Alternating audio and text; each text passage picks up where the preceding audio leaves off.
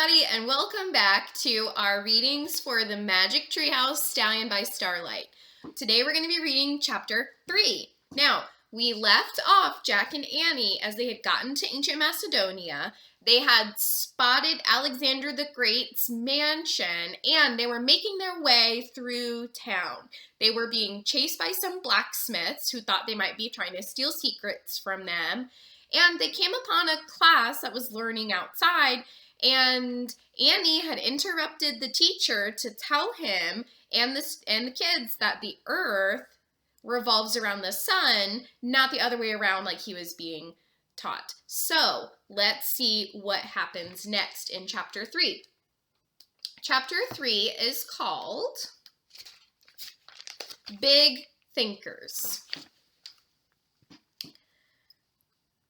Ha ha, Jack laughed, as if Annie were crazy. Don't pay attention to her. We're leaving now.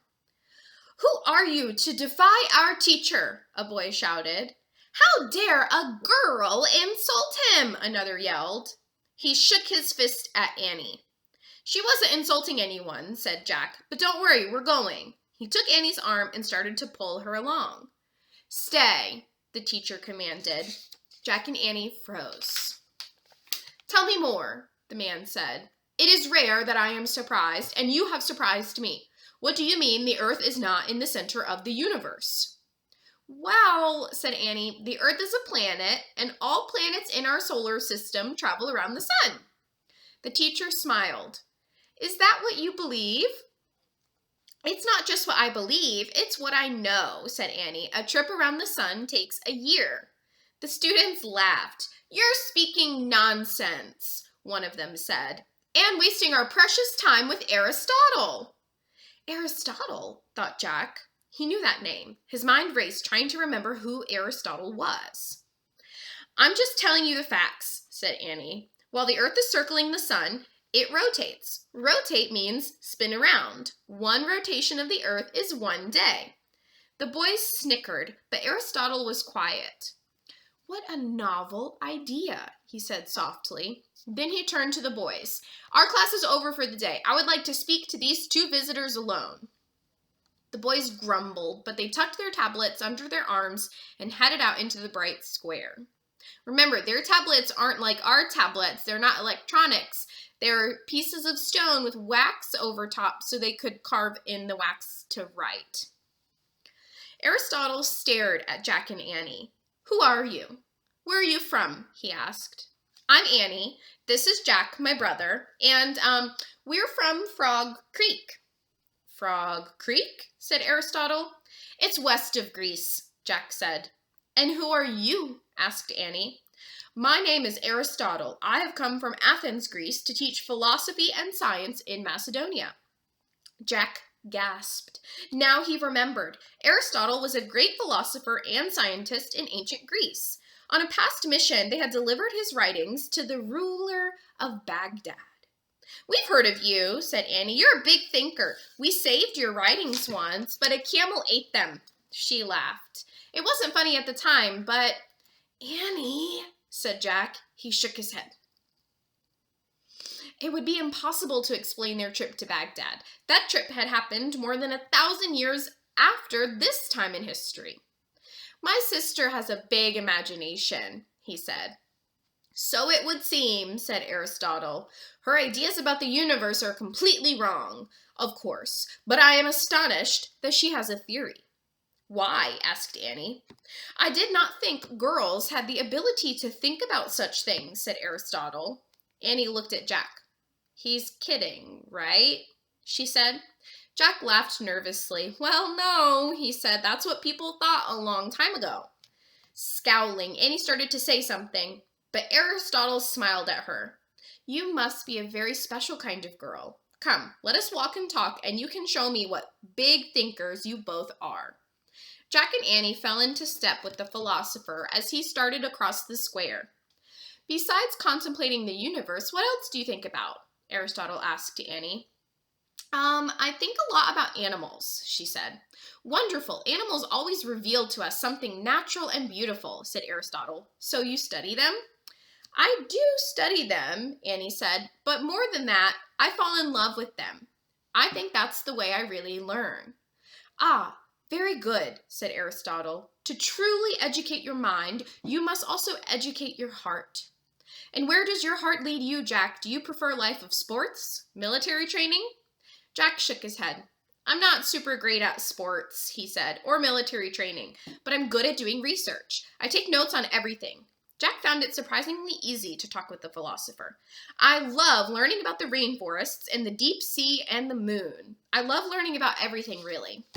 Me too, said Annie. Indeed, said Aristotle. You are both remarkable. Jack shrugged. Not really. I guess we just kind of know ourselves. So it would seem, Aristotle said, knowing yourself is the beginning of all wisdom. The more Jack and I learn about the world, the more we learn about ourselves, said Annie. We're always trying new stuff. Yeah, even if we make fools of ourselves sometimes, Jack said, especially me. Aristotle chuckled. I think we should all dare to make fools of ourselves again and again, he said. Anyone who fears looking like a fool must say nothing, do nothing, and be nothing. So it would seem, said Annie. May I ask, why have you come to Macedonia? Said Aristotle. Does your visit have a purpose? It does, said Jack with a laugh. He was enjoying talking to Aristotle so much that he'd forgotten their mission. Actually, we're looking for Alexander the Great. Do you know him? Asked Annie. I know a prince named Alexander, the son of King Philip. That's him, said Annie. But I must say, I would not call him great yet. He's only 12 years old. 12? Said Jack. Yes, Alexander is the reason I, too, have come to Macedonia, said Aristotle. When the prince turns 13 in a few weeks, I will become his tutor. Why are you looking for him? We'd love to spend some time with him, said Annie. We heard he was, great. Aristotle sighed.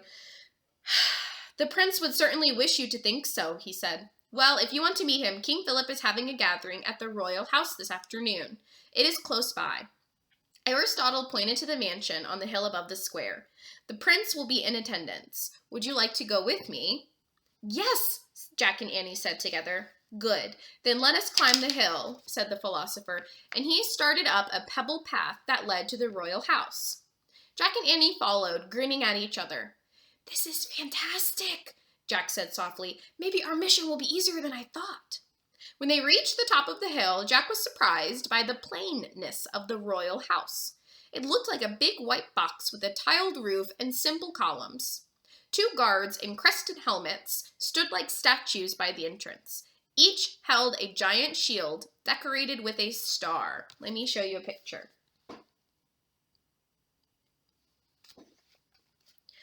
Please wait outside, said Aristotle. I must alert the king that I have brought guests into his gathering, and that one of them is a girl.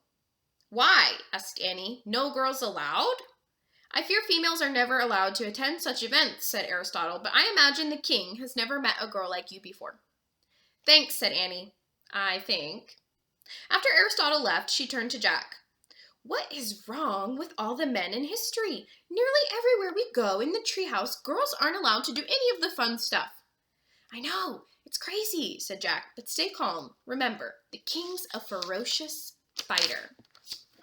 Yeah, well, Annie held up her fists. We have magic that could make me a great fighter, too, she said. Don't even think about it, said Jack, glancing at the guards. Annie lowered her fists. Aren't you surprised that Alexander's only 12? She said. At home, he'd just be a 6th or 7th grader. I know. How great can he be? Said Jack. He pulled out their book and looked up Alexander Childhood in the index. With his back to the guards, Jack read in a soft voice. Young Alexander was raised in the manner of noble youths. From an early age, he received military training and became an excellent swordsman, spear thrower, and chariot driver. He was a champion athlete and excelled in all sports. Oh man, said Jack, he sounds like Superman. Aristotle's back, whispered Annie. Jack slipped the book into his bag. The king has granted his permission, Aristotle said, looking at Annie. You may both come inside. Hooray, said Annie. Then she and Jack followed the philosopher into the royal house. Things are progressing. That's the end of chapter 3. So, they met Aristotle. That name should sound familiar to you as well because we learned about Aristotle when we learned about ancient Greece. So they met Aristotle, they were talking with him, got some really great philosophical insight, and Aristotle is having a nice time getting to know the two of them. And it seems as if he's very helpful. He is helping them reach Alexander so they can talk to him and hopefully find out a secret of greatness. I'm pretty surprised too that they went to a point in time when Alexander was only 12. So I guess we'll have to see what happens next tomorrow, what happened when they entered the royal building. Tomorrow's chapter is called The One-Eyed King. Okay, see you next time.